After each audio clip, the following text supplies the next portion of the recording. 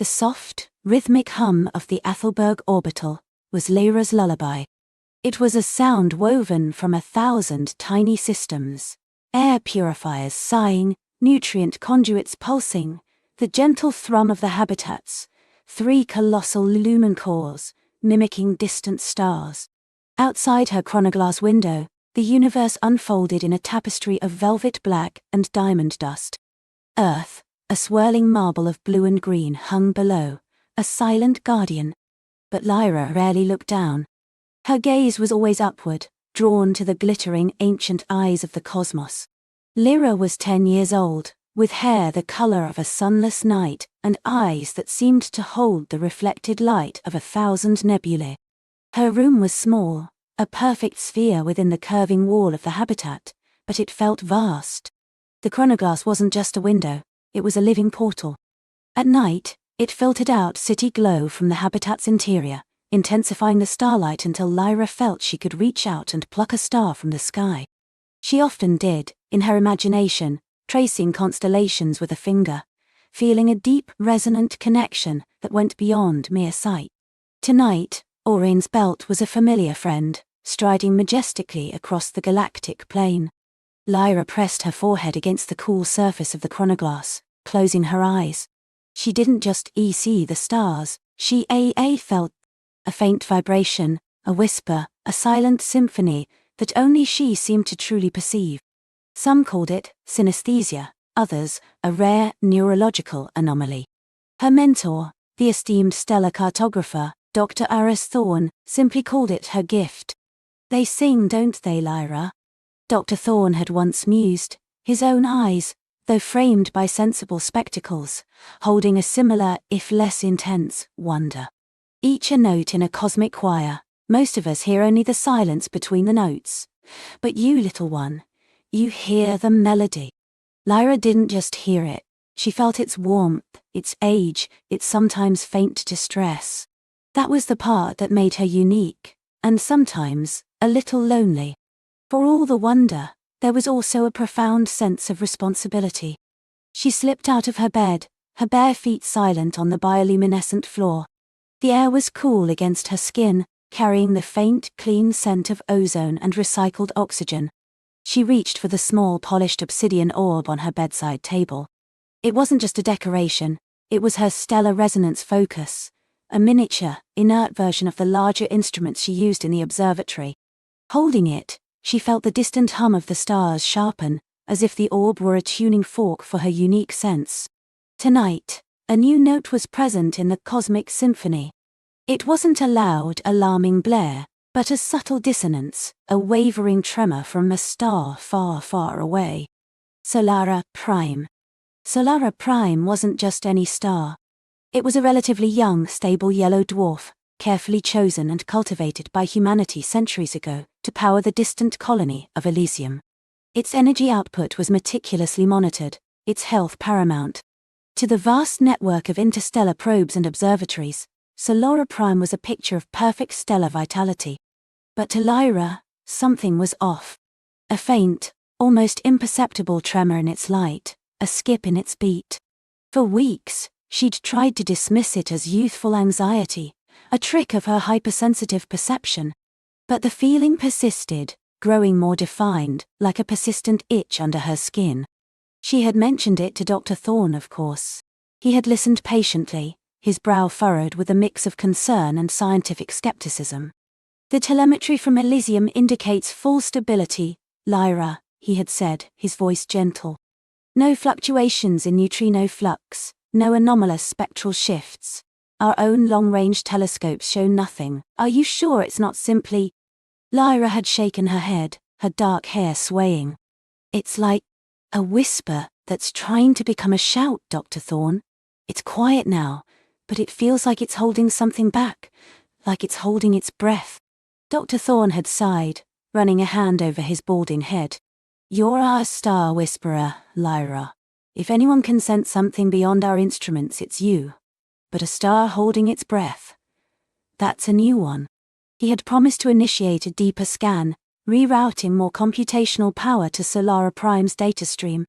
But Lyra knew that even the most advanced AI couldn't interpret a star's breath.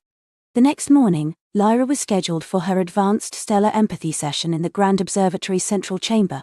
Usually, these sessions were a serene ritual. She would sit in the heart of the chamber, surrounded by the towering crystalline stellar resonators, allowing her mind to expand, to reach out across the light years, guided by Dr. Thorne's calming presence. Today, however, the mood was different. Dr. Thorne met her at the entrance to the chamber, his face etched with a familiar mixture of worry and wonder. "Good morning, Lyra. Are you feeling well?" "Yes, Dr. Thorne," she replied, her voice soft but clear. She knew what was coming.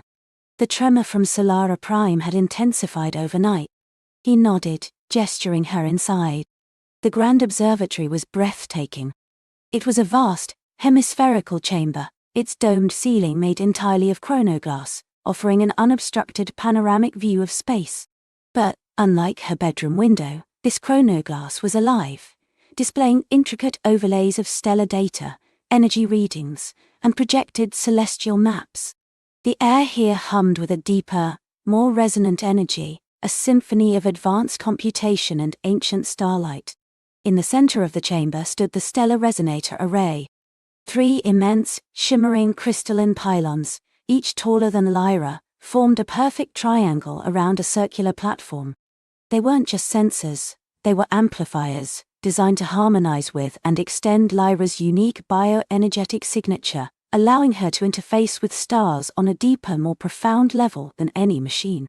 "I rerouted the deep scan probes as promised," Dr. Thorne began, his voice lowered as they approached the platform. "Still nothing definitive. No observable anomalies in its photosphere, its magnetic field or its core fusion rates. Everything by all accounts appears normal." He paused, his gaze sweeping across the data streams, scrolling invisibly across the chronoglass dome. "Except for a very, very slight, almost imperceptible rhythmic oscillation in its light curve. So mine it, our standard AIs flagged it as noise." Lyra stepped onto the platform, her heart quickening. "It's not noise," she whispered, looking up at the data-rich dome, where Solara Prime was highlighted, a vibrant, steady yellow dot amidst a sea of stars. "It's a heartbeat, Dr. Thorne, and it's struggling." Dr. Thorne's expression softened. "That's why you're here, Lyra. The people of Elysium depend on Solara Prime, and if there's something amiss, something our instruments can't see." He activated the array. The crystalline pylons around her began to glow with a soft, pulsing azure light, their facets shimmering as they came to life. A low harmonic tone filled the chamber, vibrating through the platform and up into Lyra's feet. "Remember your training, Lyra," Dr. Thorne instructed, his voice now a steady anchor in the swirling energy. "Focus your intent. Feel the connection. Let your consciousness expand but do not lose yourself. The stars are ancient and powerful. Respect their majesty and their silence." Lyra closed her eyes, placing her hands on the cool, smooth surface of the platform. The obsidian orb in her pocket felt heavy, comforting. She took a deep breath, letting the harmonic hum of the resonators wash over her. It felt like her very cells were vibrating in unison with the crystals, preparing to bridge the immense cosmic distances. She pictured Solara Prime in her mind's eye, not just a distant point of light, but a colossal sphere of plasma, a furnace of creation, a giver of life. She reached out with her unique sense, past the light years, past the nebulae, past the countless other stars that flickered and burned in the void. At first, there was only the vast, cold emptiness of space, punctuated by the familiar, comforting background chorus of distant galaxies. Then, closer, the individual voices of stars she knew. The steady, ancient rumble of Betelgeuse, the sharp, youthful crackle of Sirius, the gentle maternal thrum of Earth's own soul. She focused, filtering out the cosmic noise, honing in on the specific signature of Solara Prime. It was like trying to pick out a single violin in an orchestra, but for Lyra, it was an instinct. Sane.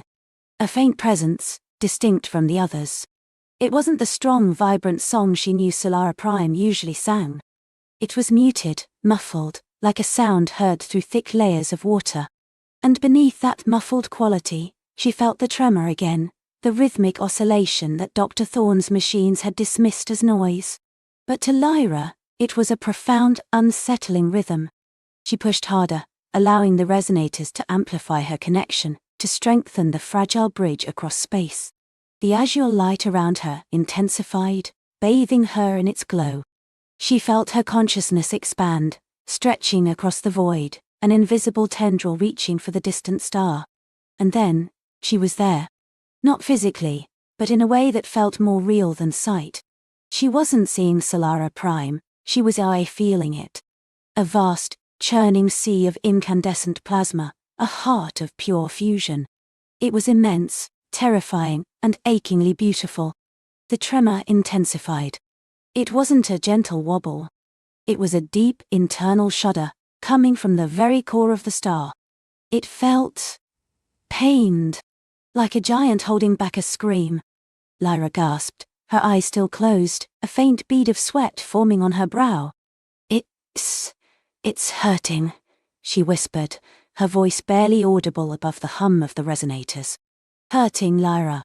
Dr. Thorne's voice was calm, but Lyra could hear the edge of scientific curiosity and perhaps a touch of apprehension in it. Can you specify what kind of pain? Lyra focused, trying to translate the raw stellar sensation into human understanding. It's not external, it's internal, like a knot, a pressure. Something is trying to push its way out from the inside, or maybe something is trying to hold it in. She felt a wave of intense heat, not just the warmth of a star, but a focused burning intensity from a specific point within Solara Prime's core. And then, a sensation unlike anything she had ever encountered from a star before. A presence. Not a living, breathing entity in the way a human or an alien might be, but a profound, intelligent awareness. It was ancient, vast, and utterly alien. It was entwined with the star's very being, a symbiotic shadow, a cosmic parasite, or perhaps a guardian. This presence was the source of the muffled song, the held breath. It was actively suppressing the star's natural rhythm, creating the internal pressure Lyra felt. And as Lyra's consciousness reached out, touching this hidden entity, she felt a profound wave of something cold, something unwanting. It wasn't hostile, not directly. It was more like a vast, ancient hunger. A slow, deliberate consumption. And Lyra realized, with a chilling certainty, that this entity was feeding on Solara Prime. Not explosively, not violently, but slowly, inexorably, drawing its very life force. And then, the presence responded. Not with words, not with images, but with a direct telepathic pulse that reverberated through Lyra's very being. It was a warning. A command. Withdraw, Dotile. Sire, Arnia. The intensity of the pulse was overwhelming. It wasn't just a thought, it was a pure force of will, alien and immense. Lyra felt herself recoiling, her connection to Solara Prime threatening to snap. The internal pressure within the star surged, and Lyra felt a flicker of fear, not for herself, but for the star. Lyra, what is it? Dr. Thorne's voice was urgent now. Your bio readings are spiking. Are you all right? Lyra struggled to maintain her focus, to understand what she was feeling. The presence was like a vast, ancient mind, embedded within the star, silently consuming it. And it did not appreciate being observed. Another pulse, stronger this time, carrying with it a faint, terrifying image. A star, fading, its light dimming, consumed from within. It was Solara Prime's future, if this entity was allowed to continue. Leave it until the end. A command echoed in her mind, not a request, but an order from something far beyond human comprehension. Lyra screamed, a soft, strangled sound, as the connection was violently severed. Her eyes snapped open, and the dazzling azure light of the resonators seemed to explode around her. She fell to her knees on the platform, gasping, her body trembling uncontrollably. Dr. Thorne was instantly beside her, his hands on her shoulders. Lyra, what happened? Are you hurt? She shook her head, trying to catch her breath. The image of the fading star burned into her mind, the cold, ancient will of the entity still reverberating through her. There's something inside it, Lyra choked out, her voice raw with a mix of terror and wonder. Something alive, And it's eating the star. Dr. Thorne's eyes widened, a flicker of disbelief warring with the profound trust he had in his young star whisperer. He looked up at the chronoglass dome, at the highlighted image of Solara Prime, still appearing perfectly stable, perfectly normal to all the instruments. Eating the star, he repeated, his voice barely a whisper. Lyra, what did you see? Lyra looked back at the dome, at the image of the unsuspecting star, and then at Dr. Thorne, her eyes wide with a newfound, terrifying knowledge. It doesn't want us to know, she whispered, a shiver running down her spine. And it just told me to leave. Dr. Thorne's mind, usually a fortress of logic and empirical data, reeled. It tolding you? How? What did it say exactly? His voice, though still hushed, carried an edge of barely suppressed disbelief and a rising alarm. He reached out, his hand hovering uncertainly near Lyra's shoulder, a gesture of comfort and a desperate need for grounding. Lyra flinched, pulling back slightly as if the very air around her might still carry the star's silent command. She hugged herself, her gaze fixed on the shimmering image of Solara Prime, which now seemed to pulse with a malevolent, secret life. It wasn't words, not like you and me. It was a feeling, a pressure, a deep, cold understanding that filled my mind. It was ancient and vast, and it showed me a vast, empty space where Solara Prime should be. And the feeling was clear. Her breath hitched. And it felt like it could reach us, Dr. Thorne, like it knew we were watching. Thorne felt a cold knot tighten in his stomach. Lyra's empathic abilities, while extraordinary, had always been subtle, a way to gauge emotional states, never to interface directly with a celestial body, let alone one that seemed to possess a conscious will. And the chronoglass dome, the pinnacle of quantum observation, had always been considered a one-way mirror, a window into the universe without the universe looking back. Until now. He forced himself to breathe, to think. Okay, Lyra, deep breaths. This is unprecedented. But we need more data. Can you try to reach out again? Just a small probe, a gentle touch. See if you can discern anything else. Lyra shook her head violently, her eyes wide with fear. No, I can't. It was too much. It was like looking into a void that looked back. It was angry, or maybe not angry, but absolute, like a law of nature enforced by something that was nature itself, but twisted. She shivered again. It's creating something, Dr. Thorne, but it's not eating itself. It's consuming the space around it, and the stars, the planets, they're just fuel. Consuming space? Thorne whispered, his mind grappling with the concept. The chronoglass allowed them to observe gravitational anomalies, exotic matter signatures, even nascent spacetime distortions. But to consumer space itself, that defied every known law of physics. What did you mean, a vast empty space where Solara Prime should be? A future, Lyra said, her voice barely audible. A vision. It showed me what it will be. A black hole, yes, but not just a black hole.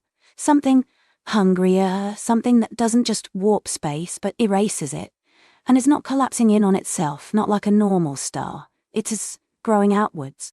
Thorne's scientific rigor warred with the primal fear Lyra's words invoked. He moved to the control console, his fingers flying across the holographic interface, calling up every available diagnostic on Solara Prime. He checked the spectral analysis, the gravitational wave readings, the neutrino flux. All stable. All normal. The star was burning hydrogen, a healthy G-type, radiating light and warmth across its system. The instruments show nothing, Lyra, he said, his voice strained. No unusual energy signatures, no anomalous gravitational shifts, no signs of stellar instability whatsoever. If anything, it's remarkably quiescent for its age. Because it doesn't wanting us to know? Lyra insisted, her voice rising. It's hiding it. Or it's not happening yet, not in a way your instruments can see. But it is there. I felt it. It's a presence, Dr. Thorne. Not just a star. A conscious, consuming entity. Thorne paused, his fingers hovering over the controls. A conscious entity that could mask its true nature from the most advanced observational technology in the known galaxy? That was a leap of faith even he, with his history of embracing radical theories, found difficult to make. Yet, Lyra had never been wrong about her empathic readings, never this intensely afraid without cause. And the chronoglass, designed to peel back layers of space-time, had always presented the raw truth. If it de novo showed a perfectly stable star, despite Lyra's vision, it meant the truth was being actively concealed. If it's truly hiding it, he said slowly, then it must be doing so at a fundamental level. A quantum cloaking? A localized space-time distortion field that masks its true state from external observation. He tried to rationalize it, to find a scientific explanation for Lyra's terrifying vision. What purpose would that serve? To keep feeding, Lyra whispered, answering the unspoken question in his mind. If other civilizations knew, if we knew, we would try to stop it, or warn others. It doesn't want that. It wants to consume. The implications were staggering. If Solara Prime was indeed a sentient, predatory entity capable of manipulating spacetime and perception, then it represented an existential threat unlike anything humanity had ever encountered. Not a natural disaster, but a deliberate, cosmic predator. We have to warn the Council, Thorne said, his resolve hardening. Immediately, they need to know what you saw, what you felt. Even if we don't have empirical proof yet, the potential danger is too great. Lyra shook her head. They won't believe us, not without proof. They'll say I'm suffering from sensory overload, that I imagined it. You know how they are with my abilities. Useful for diplomacy, but not for cosmic threats. She was right. The Galactic Council, composed of a dozen prominent species, was notoriously bureaucratic and skeptical of anything that couldn't be quantified, analyzed, and replicated. Lyra's empathy was a valuable tool, but in the face of a threat like this, without hard data, her testimony would be dismissed as a psychological anomaly. Then we get proof, Thorne said, his jaw set. If it's truly growing, truly consuming, there has to be a way to detect it, something it can't hide, a signature, an echo, a ripple, a ripple. He paced the observation deck, his mind racing through possibilities. The chronoglass. It's designed to see through time. Can it predict a localized space-time erasure? He returned to the console, bringing up a more experimental subroutine. The chronoglass wasn't just a telescope, it was a temporal spatial projector, capable of rendering highly probable future states of observed phenomena based on complex predictive algorithms. It had never been used to predict something as esoteric as a space-eating entity, but, if any technology could, it was this. This will take time, Thorne muttered, his fingers flying across the holographic keys, inputting Lyra's description, the feeling of consumption, the vision of erasure. He was feeding the machine not just raw data, but Lyra's subjective experience, hoping the advanced AI could pass the nuance. It's going to run a multi-dimensional probability simulation, cross-referencing all known stellar evolution models with potential exotic matter interactions. Well, whatever this conscious consumption might imply. Lyra watched him, a glimmer of hope mixed with dread in her eyes. And if it confirms what I saw, then we have our proof, Thorne said grimly. And we warn the galaxy. But first, we need to understand what we're up against. If it's truly sentient, truly hiding, then our every move will be watched. We can't transmit anything sensitive from here until we know more. The station's comms could be compromised. For all we know, it isn't. Sehen. Is bizarre. Sind bei uns is listening. The thought sent another shiver down Lyra's spine. The idea of a sentient star, not just an astronomical object but a vast, intelligent predator, was a concept so alien and terrifying it bordered on cosmic horror. It made the vastness of space feel less empty and more like a lurking, hungry maw. Hours passed in strained silence. Thorne worked meticulously, refining the predictive algorithms, adjusting parameters, chasing down obscure quantum physics theories that might explain Lyra's vision. Lyra sat beside him, occasionally offering a detail from her experience, a nuance of the feeling of the star, which Thorne carefully translated into algorithmic inputs. She found herself subconsciously shielding her mind, trying to erect a barrier against any potential psychic probes from Solara Prime, though she didn't know if such a thing was even possible. Finally, a soft chime echoed through the observation deck. Thorn leaned back, rubbing his temples, his eyes weary but alight with a tense anticipation. It's finished processing. The probabilities are... He brought up the new chronoglass projection. Instead of a steady warm image of Solara Prime, the dome now showed a flickering, distorted visualization. It was Solara Prime, yes, but overlaid with a complex, iridescent web of energy, like shimmering, invisible tendrils extending outwards from its core. The star itself seemed to be contracting, not collapsing, but becoming denser, more compact, while simultaneously, the space around it was being pulled in, not gravitationally, but actively drawn and absorbed by these tendrils. And then, the projection shifted to a future state, 1,000 years hence, then 10,000, 100,000. The star grew smaller, denser, eventually becoming a point of impossible light. But the web of energy, the tendrils, had grown monstrously. They weren't just pulling in surrounding space, they were erasing it. Where the projection showed stars and nebulae, the tendrils left behind gaping, black voids, not dark matter, not black holes, but simply nothingness. A cosmic hunger, made manifest. The most terrifying part wasn't the erasure itself, but the way the tendrils moved. They pulsed, they contracted, they reached out with an almost deliberate intelligence, like a vast crystalline organism, feeding on the fabric of reality. My gods, Thorn breathed, his voice barely a whisper. It's a space-time predator, a reality eater. Lyra could only stare, her previous terror now amplified by the cold scientific confirmation. The vision she had received was not a psychological break. It was a glimpse of a cosmic truth, terrifying in its scope. The chronoglass, incapable of subjective bias, had confirmed the impossible. It's not just eating space, Lyra said, her voice trembling. It's eating everything, the light, the particles, the very laws of physics in that localized region. It creates a vacuum of existence. Thorn zoomed in on the projection, isolating a single tendril. It's a form of exotic matter, a hyperdense quantum structure that somehow unravels spacetime at its most fundamental level. Look at the energy signature. It's a reverse entropy cascade. Instead of radiating energy, it's absorbing it, collapsing the energy state of everything it touches into nullity. He swiped a hand across the console, bringing up a schematic of the Solara Prime system. Planets, asteroid belts, gas giants, all were within the projected reach of the growing tendrils within a few 100,000 years. And beyond that, other star systems, other civilizations. This isn't just a threat to its own system, Lyra, Thorn said, his voice grim.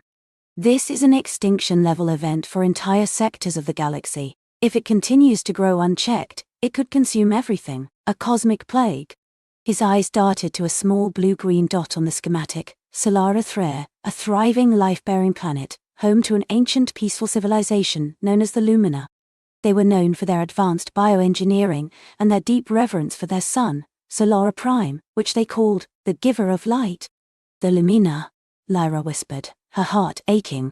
She had visited Solara Threre on a diplomatic mission years ago, feeling the gentle hum of their collective consciousness, their deep connection to the living world around them. They were utterly unsuspecting, basking in the warmth of a sun that was slowly becoming their ultimate destroyer. We have to warn them, we have to evacuate them. Thorn nodded, his gaze fixed on the accelerating growth of the tendrils in the projection. But how?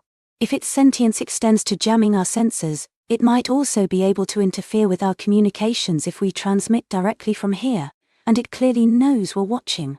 A direct message could alert it to our intentions. He thought for a moment, then his eyes lit up with a dangerous idea. We can't transmit, but we can in-travel. We take this Stargazer, the prototype stealth vessel. It's designed to slip through observation grids undetected. Its cloaking field is nearly perfect. We can make a direct jump to Solara Threre, warn the Lumina, and then proceed to a secure location to transmit our findings to the Council. Lyra stared at him. The Stargazer was an experimental vessel, notoriously difficult to pilot and untested in deep space, high-stress situations. It was designed for espionage, not for emergency evacuations.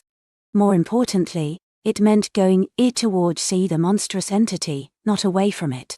Go to Solara 3, she repeated, her voice laced with apprehension. Dr. Thorne, that's going right into the heart of it. It told me to leave. What if it tries to stop us directly?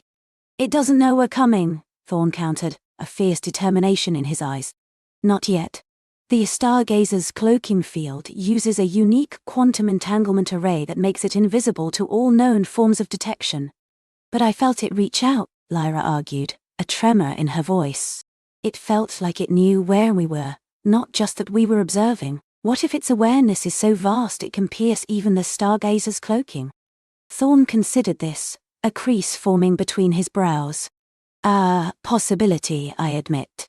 But we have no other option. We cannot simply sit here and watch an entire civilization be consumed. The Bedtime offers our best, perhaps only, chance to deliver this warning and gather more direct observations.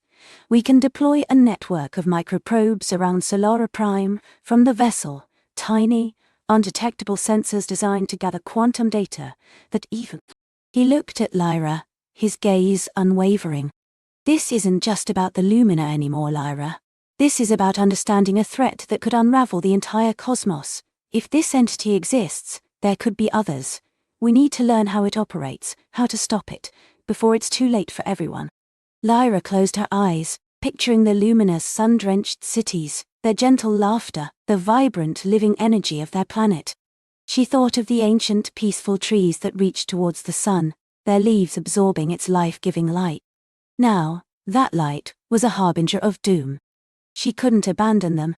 All right, she said, opening her eyes, a new resolve hardening her features. I'll go, but we need to be careful. If it truly is sentient, it won't give up its meal easily. Thorne managed a small grim smile. Then we become very, very difficult in digestion. They spent the next few hours in a feverish scramble, preparing the stargazer. The vessel was sleek, obsidian black, designed for speed and stealth above all else. Its interior was Spartan, meant for minimal crew on long-duration covert missions. Thorne activated its systems, running diagnostics while Lyra gathered essential supplies and emergency protocols. As they boarded, the air in the hangar bay hummed with a nervous energy. The observation station, usually a quiet haven of scientific contemplation, now felt like a temporary shelter against an encroaching cosmic horror. Engaging cloaking field, Thorne announced, his fingers dancing across the console in the stargazer's cockpit. The ship shimmered for a moment, then seemed to vanish, becoming one with the dark shadows of the hangar. Only the faint hum of its engines and the holographic readouts confirmed its presence. Jump coordinate set for Solara 3, he continued, his voice crisp. Standard high warp jump. We should arrive in their system in approximately 3.7 local cycles. Lyra strapped herself into the co-pilot's chair, her hands gripping the armrests. She closed her eyes, trying to center herself, to calm the frantic beat of her heart. She could feel the faint tremor of the stargazer as its engines spooled up, preparing for the incredible stresses of a warp jump. Brace for jump, Thorne said, his eyes on the main view screen, which now showed only the shimmering, distorted image of Solara Prime from the chronoglass dome. With a lurch that pressed them deep into their seats, the stargazer tore a hole in spacetime. The stars outside the viewport elongated into shimmering streaks of light, then vanished entirely, replaced by the swirling, iridescent chaos of warp space. It was a dizzying, disorienting experience, a sensation of being unmoored from reality itself. Lyra focused on her breathing, trying to push away the residual fear and the lingering imprint of the stars' warning. She had to be strong. The Lumina depended on them. The journey passed in a blur of warp space distortions and hushed conversations. Thorne meticulously monitored the ship's systems, while Lyra tried to probe their surroundings with her empathy, carefully, subtly, seeking any sign that their cloaking might be compromised, or that the entity was aware of their approach. She felt nothing. The void of warp space was truly empty, or at least, the stargazer was truly invisible. After what felt like an eternity, the shimmering chaos outside the viewport gave way to the familiar pinpricks of distant stars. Dropping out of warp, Thorne announced, his voice tight with anticipation. The ship shuddered again, less violently this time, as it reintegrated into normal space. The view screen resolved, showing a vast, star-dusted expanse. And there, ahead of them, a glorious sight. The Solara Prime system. Solara Prime itself blazed with a golden light, a truly magnificent star. Around it, several planets orbited, their vibrant hues clear even from this distance. Solara the Thread, a jewel of blue and green, was easily identifiable. Distance to Solara Thread, 0.8 light minutes, Thorn reported, his voice crisp. Maintaining cloaking, deploying passive scan arrays. A series of holographic readouts appeared on their console, showing the usual stellar data, temperature, luminosity, composition. All perfectly normal. The entity was still hiding. "No, it's not," Lyra whispered, her eyes fixed on Solara Prime. A cold dread seeped into her bones. "It's Ihire. I can feel it. It's humming, like a vast hungry throat vibrating with anticipation." Thorn spun to face her. "But the instruments, the cloaking is perfect. Nothing should be able to detect us." "It's not detecting the ship, Dr. Thorn," Lyra said, her voice barely a whisper. "It's detecting my mind. It's like it planted a seed, a tiny anchor, when it told me to leave. It knows I'm back. It knows we're here." As she spoke, a faint ripple passed through the image of Solara Prime on the view screen. It was imperceptible to the instruments, but Lyra saw it, felt it. A fleeting shadow, a flicker of something vast and ancient stirring. "It's waiting," Lyra whispered, her eyes wide with a terrifying realization. "It was never trying to scare us away. It was luring us. It wants to observe us. It wants to understand us." "Understand us," Thorn repeated, his mind racing. "Why? What for? Maybe we're not just a threat," Lyra said, her voice trembling. "Maybe we're a new kind of meal." A sudden sharp jolt shook the stargazer. Alarms blared, red lights flashing across the cockpit. "What was that? We didn't hit anything," Thorn exclaimed, frantically checking the damage reports. "External energy surge detected," the ship's AI announced, its synthesized voice urgent. "Gravitic field fluctuations, cloaking integrity compromised." On the main view screen, the image of Solara Prime pulsed. And then, from its golden surface, a tendril, impossibly long and impossibly fast, shot outwards. Not the shimmering, projected tendrils from the chronoglass, but a real physical manifestation of the reality-eating phenomenon. It was darker than space, a void made tangible, and it was heading directly for them. "It knows our position," Thorn shouted, overriding the AI. "It's targeting us directly. Evasive maneuvers, full thrust." The stargazer lurched violently, Thorn throwing the controls hard to starboard.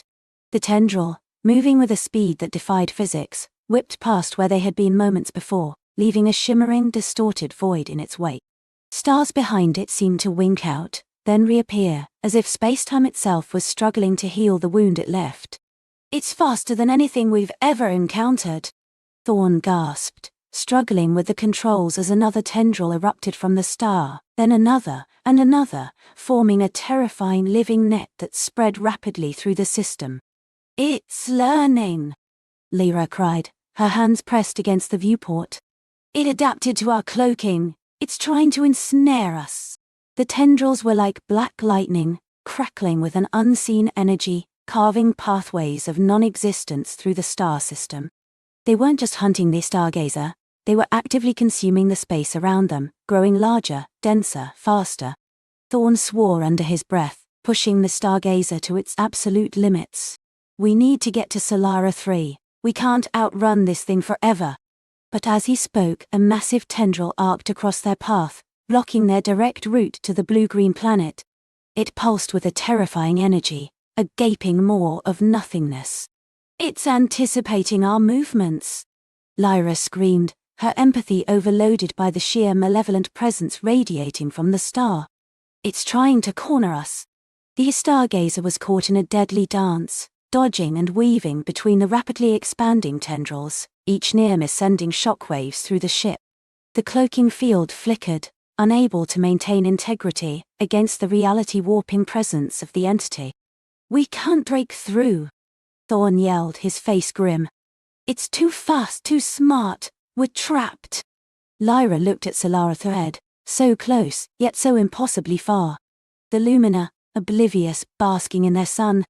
A sun that was now reaching out, not with warmth, but with an insatiable hunger. And then, in the chaos, a new feeling pierced Lyra's mind. Not from the star, but from Solara 3. A faint, desperate cry. A flicker of recognition. "Dr. Thorman!" she shouted, pointing at the planet. "They know, or something on the planet knows. I can feel a resonance.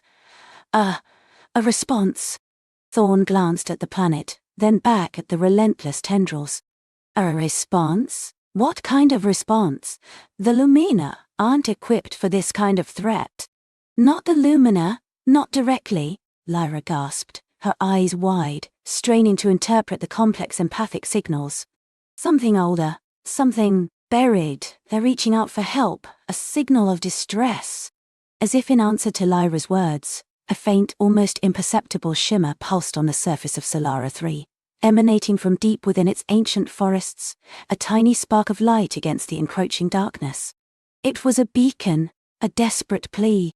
Thorn saw it too, a fleeting anomaly on his long-range scanners, too weak to be a planetary defense, but too deliberate to be natural. "A distress beacon?" Thorn muttered, a desperate hope blooming in his chest. From inside the planet, what could possibly be there? The tendrils were closing in, a web of annihilation tightening around the stargazer. They had moments, perhaps seconds, before the ship was consumed. "We have to go to it," Lyra urged, pointing at the shimmering light. "Whatever it is, it's our only chance. It's calling to us." Thorn hesitated for a fraction of a second, weighing the impossible odds. To dive directly into the planet, bypassing the Lumina's atmospheric defenses, ignoring all protocol, was madness. But to stay was certain death.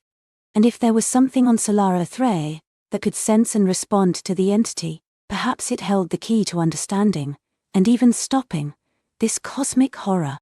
"Hold on, Lyra," Thorn yelled, his voice strained with effort as he slammed the thrust forward, veering the stargazer into a suicidal dive towards Solara Thread, directly towards the faint, shimmering beacon.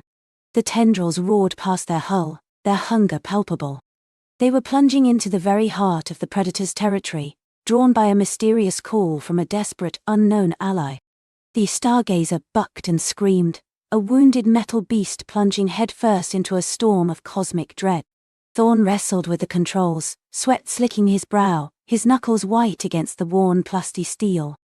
Outside, the tendrils, colossal and impossibly swift, whipped past, their passage tearing at the very fabric of space. One grazed the port shield, sending a shower of sparks across the view screen and rattling Lyra in her seat. "Shields at 30%, Lyra called out, her voice tight, but her fingers flew across her console, rerouting power, analyzing the chaotic energy signatures. "Atmospheric entry in 90 seconds, extreme turbulence predicted." "Predicted? I'm living it," Thorn grunted, yanking the stick hard to starboard, narrowly avoiding a tendril that seemed to smell their approach, unfurling like a predatory flower in their path. The stargazer shrieked in protest, its engines straining, the air around them vibrating with the sheer force of their descent. Solara Thread, a swirling marble of grey and bruised purple, rushed up to meet them, its atmosphere a roiling cauldron of superheated gases and strange, iridescent aerosols. The beacon, once a distant shimmer, now pulsed with an insistent, rhythmic glow, a desperate heart beating in the chaos. It wasn't just light, it was a complex energy signature, weaving through the tendrils' destructive chaos, a fragile thread of order. Thorn aimed for it, trusting Lyra's calculations implicitly, knowing that their only chance lay in reaching whatever generated that call before the cosmic horror consumed them. They hit the upper atmosphere with a bone-jarring shudder that threw Lyra against her restraints. Alarms blared, a symphony of imminent destruction. The hull groaned, protesting against the immense pressure and heat. Lyra could feel the stargazer's pain, a metallic scream echoing in her own bones. Outside, the tendrils seemed to hesitate, not entirely deterred by the planet's atmospheric density, but moving with less predatory certainty, as if the beacon's signal was a discordant note in their symphony of consumption. "Hold on," Thorn roared, his voice a primal sound of effort. He was no longer just piloting. He was fighting, coaxing every ounce of power from the stargazer, willing it to survive. The ship was his other arm, his extended will. Through the flickering viewscreen, Lyra saw the ground rushing closer, a desolate landscape of shattered mountains and vast, dust-choked plains. But amidst the desolation, the beacon's source materialized. A colossal, crystalline structure, impossibly vast, piercing the turbulent clouds like a shard of pure starlight. It wasn't natural. It was sculpted, ancient, humming with an energy that seemed to push back the encroaching darkness. A localized field of shimmering light emanated from it, causing the tendrils to swirl around its perimeter like frustrated hounds, unable to breach its invisible wall.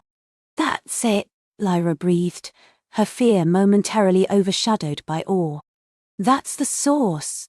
Thorn gritted his teeth, guiding the stargazer through the last agonizing moments of descent. The ship screamed, its thrusters flaring erratically as he fought for control. He aimed for a relatively clear expanse of ground near the base of the crystalline structure, a landing strip not designed for them, but one they would make their own. The stargazer slammed down, skipping once, twice, before digging its landing struts into the parched earth with a sickening crunch. Dust plumes erupted, momentarily obscuring the view. Then, silence, broken only by the ship's groaning metal and their own ragged breaths. "We made it," Thorn whispered, slumping against his seat, his body trembling with the aftershocks of adrenaline.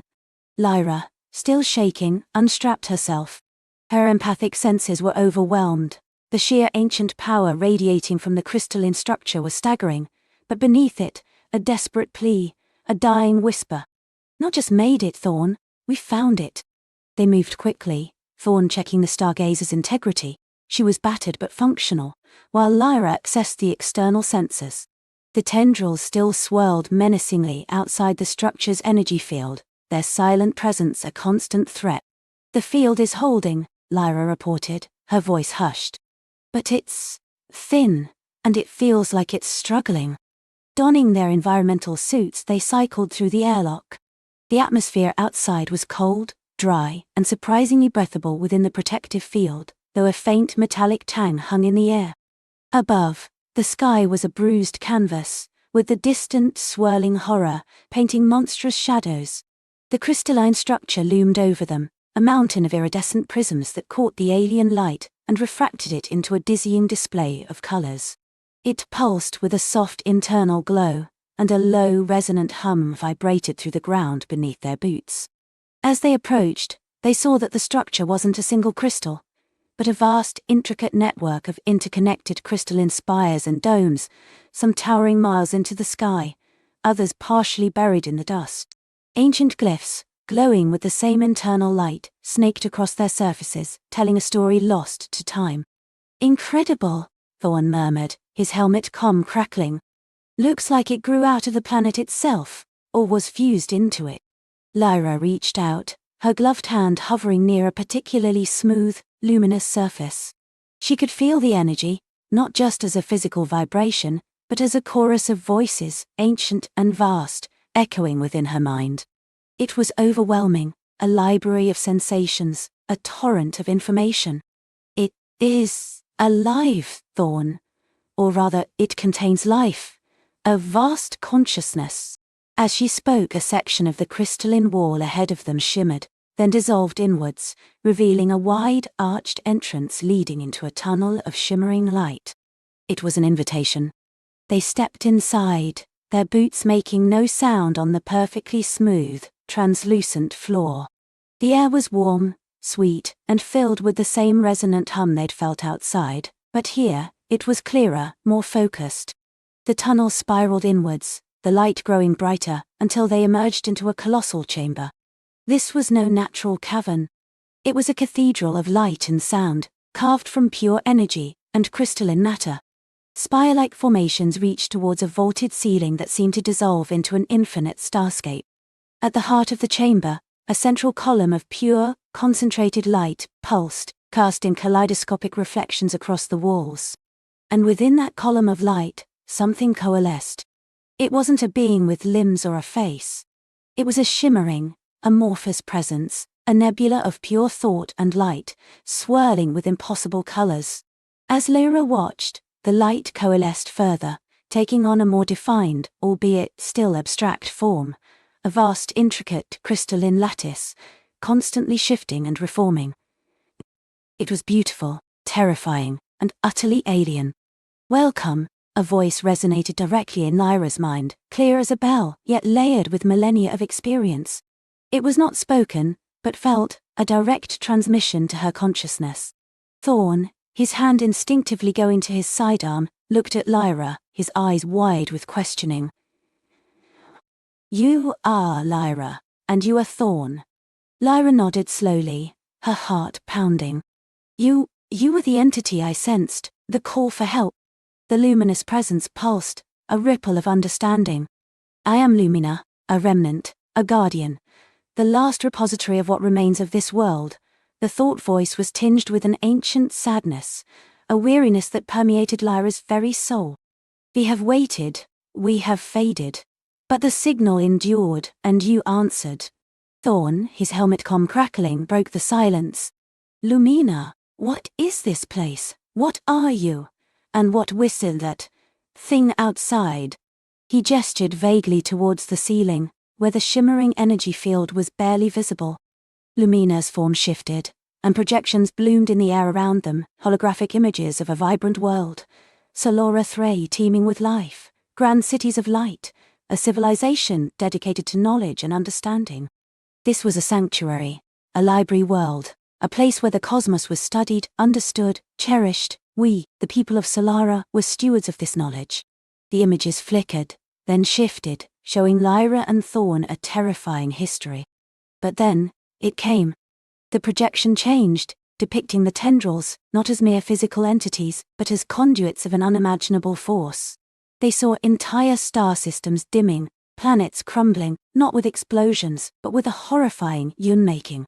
Stars simply winked out, as if their very existence had been erased from reality. "The Void Weaver is not merely a predator in the conventional sense," Lumina explained, its thought voice now laced with an intellectual terror that chilled Lyra to the core. "It is a cosmic entropy, a fundamental force of oblivion. It consumes information, it devours coherence, it unravels the threads of reality itself, leaving behind only gaps, voids." Lyra gasped. "It doesn't just destroy, it erases." "Precisely," Lumina resonated. "It targets worlds of dense information, of complex life, of vast knowledge, for these are the richest sources of what it hungers for. Our world, Solora, was a feast." The projections showed the Solaran civilization, in their final moments, desperately constructing the crystalline city around Lumina. "We understood its nature too late. We could not fight it with conventional weapons. So we built this. I am the culmination of that effort. The collective consciousness of Solara imprinted into this crystalline matrix, powered by the dying heart of our world. I am the library, the archivist, the last memory." Thorn finally lowered his hand, his eyes fixed on the shifting projections. "So you've been here, holding it back all this time?" "Yes, but my energy wanes. The Void Weaver's hunger is ceaseless. It chips away at my defenses slowly, inexorably. The tendrils you see outside are but extensions of its will, probing, searching for the weakness, the gap, through which it can finally consume all that I hold." Lyra felt a profound sorrow, a deep empathy for this ancient dying guardian. "You called for help then? What can we do? We're just two people in a small ship." Lumina's light intensified, focusing on Lyra. "You are more than just people, Lyra of Earth. You possess a unique resonance, an empathic sensitivity that allows you to perceive the subtle frequencies of existence. This is why you sensed my call. This is why you are here." "The Void Weaver consumes coherence," Lumina continued, its projections now showing intricate patterns of energy, like cosmic equations. "But there are echoes, reflections, counterfrequencies. moments of pure emergent chaos, or absolute perfect harmony that act as discordant notes in its consumption. These are rare, fleeting, but they exist. We, the Solaran scientists, discovered a way to harness one such counter-frequency. A resonance that, if amplified, can disrupt the Void Weaver's consumption, not destroy. A way to fight back, Thorn murmured, a flicker of hope in his eyes. A way to survive, Lumina corrected. We created a seed of this counter-resonance, a device, small but potent, designed to generate a localized field that would repel the Void Weaver, much like my own field, but with a different principle. It was our last hope, our final project. The projection shifted again, showing a small, intricate crystalline device, pulsating with a soft, warm light. But before it could be deployed, the Void Weaver's attack intensified. The seed was launched, but its trajectory was disrupted. It landed on a fragment of Solara's moon, now shattered and adrift in the debris fields surrounding this planet, deep within the Void Weaver's active consumption zone. Lyra understood. You need us to retrieve it. Yes, my energy is too depleted to generate a sufficient field to retrieve it myself. The Yale Stargazer, with your unique empathic connection, Lyra, may be able to navigate the zone long enough to reach it. Thorn's piloting skills will be essential. The sea must be brought back here to my core, where it can be amplified and dispersed, creating a larger, more stable field. The thought of going inside the Void Weaver's territory, into the heart of the cosmic horror, sent a shiver down Lyra's spine. But the tendrils, the erasure, how do we survive that? Luminous light pulsed, and a smaller, palm-sized crystal detached itself from its core, floating gently towards Lyra. It was exquisitely crafted, humming faintly. This is a fragment of my own shielding matrix.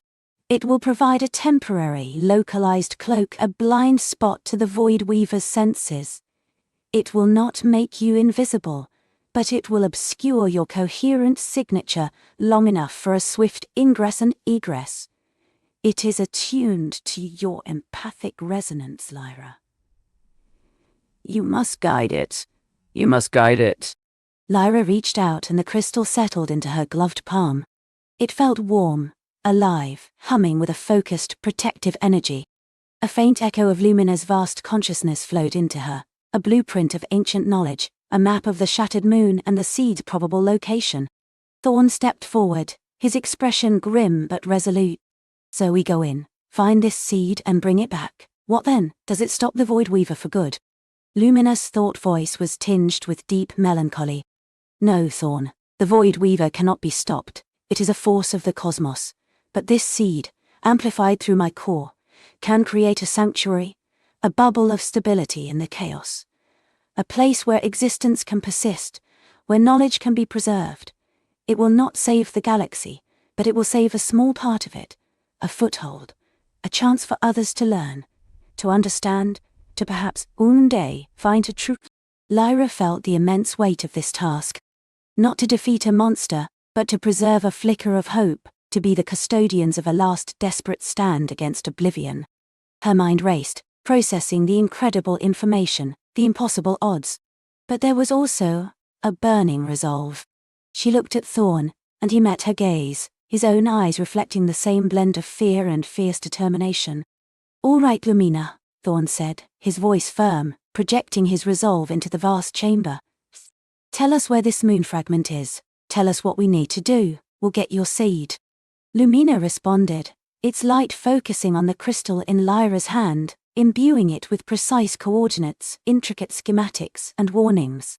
The fragment is designated Xylos 7.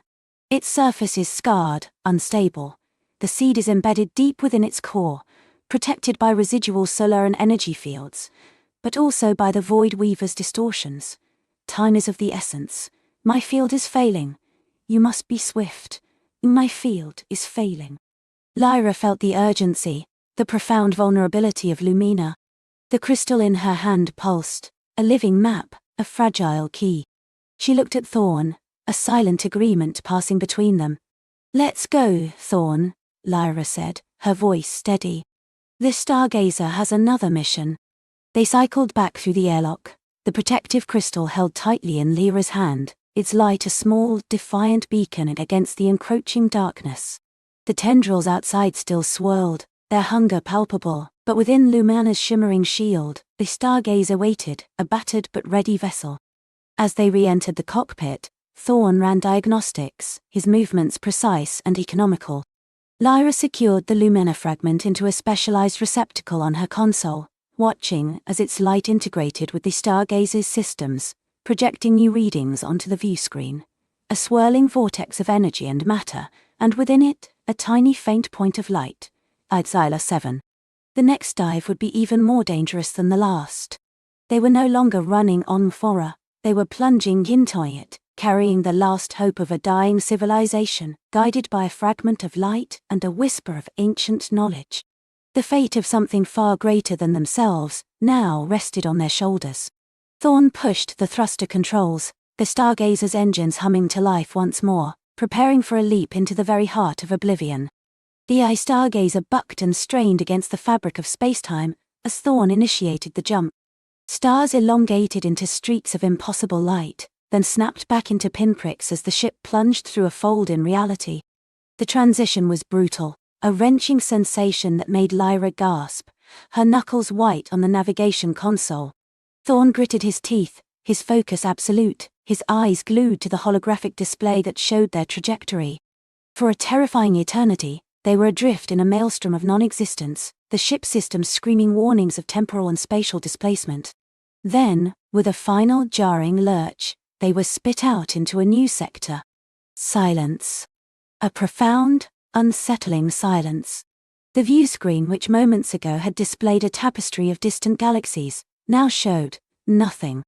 Not absolute blackness, but a swirling, formless grey that seemed to absorb all light, all sound. It was the color of dust motes dancing in a dying sunbeam, magnified to cosmic proportions. And at its heart, the faintest flicker, Aethel 7 torti. It wasn't a star, not in the traditional sense. As they drew closer, the flicker resolved into a vast, intricate structure, shimmering with an ethereal luminescence that fought against the encroaching grey. It was a cosmic spiderweb, woven from pure light, its strands arcing between colossal, crystalline spires that pierced the void. A colossal artifact, ancient beyond comprehension, humming with a power that vibrated through the stargazer's hull. "It's alive," Lyra whispered, awe and trepidation warring in her voice. "It's a machine, but it feels like a living thing." Thorn nodded, his gaze sweeping over the console data. "Readings are off the charts. Gravimetric anomalies, energy signatures I've never seen before. It's exactly as the old text described. The heart of Aethel. The heart of Aethel. The mythical core of the universe, a beacon of creation said to stand against the encroaching entropy that threatened to swallow all. Their civilization, ravaged by the Great Silence, a cosmic blight that slowly choked the light and life from entire systems, had poured its last resources into this desperate quest. The ancient knowledge, preserved in fractured data crystals and half-forgotten prophecies, spoke of Aethel 7 as both a sanctuary and a weapon. But the Great Silence was here too. Thorn felt its chill seeping into the ship, a creeping dread that wasn't just psychological. The ship's internal temperature had dropped perceptibly. The swirling grey outside the view screen seemed to press in, denser, more aggressive now.